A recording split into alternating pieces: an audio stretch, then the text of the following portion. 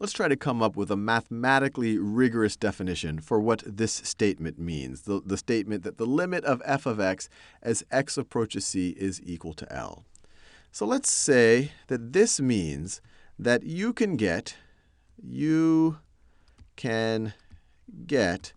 f of x as close to L as you want.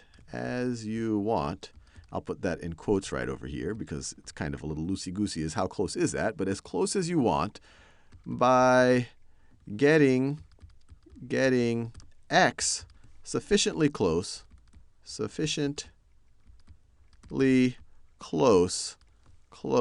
to c. So another way of saying this is if you tell me, hey, I want to get my f of x to be within 0.5 of this limit, then you're telling me if this limit is actually true, you should be able to hand me a value around c that if x is within that range, that f of x is definitely going to be as close to L as I desire. So let me draw that out to make it a little bit clearer. And I'm going to zoom in. I'll draw another diagram.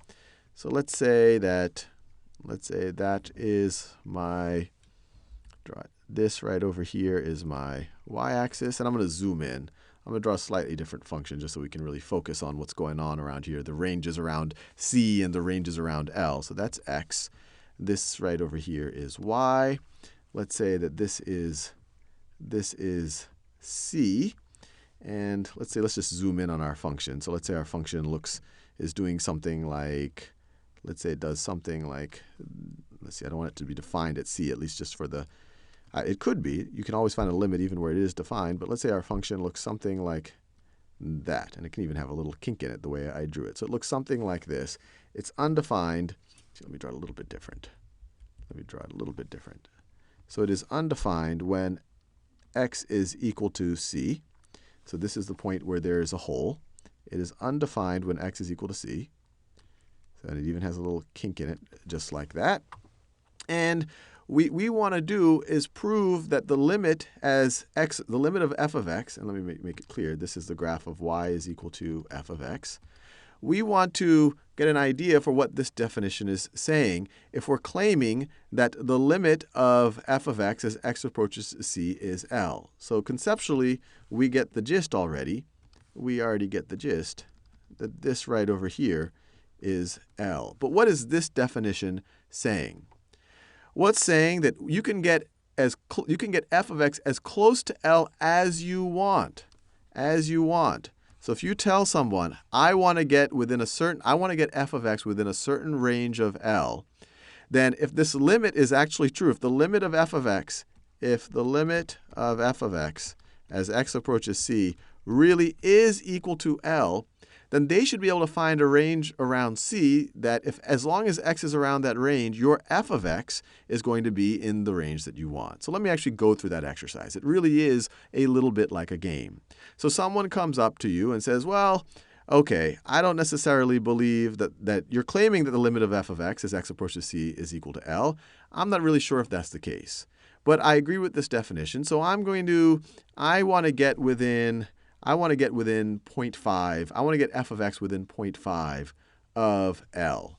So this right over here would be L plus 0.5.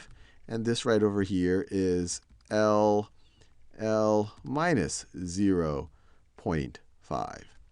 And then you say, fine, I'm going to give you a range around c that if you take any x within that range, your f of x is always going to fall in this range that you care about. And so you look at this, and obviously we haven't explicitly defined this function, but you can even eyeball it the way this function is defined. It won't be that easy for all functions, but you look at it like this, and you say that this value, just the way it's drawn right over here, let's say that this is c minus 0.25. And let's say that this value right over here is c plus 0.25. c plus 0.25. And so you tell them, look, as long as you get x within 0.25 of c, so as long as your x's are sitting someplace over here, the corresponding f of x is going to sit in the range that you care about. And you say, okay, that's fine. You won that round. Let me make it even tighter. Maybe instead of saying within 0.5, I want to get within 0.05. And then you'd have to do this exercise again and find another range. And in order for this to be true, you'd have to be able to do this for any range.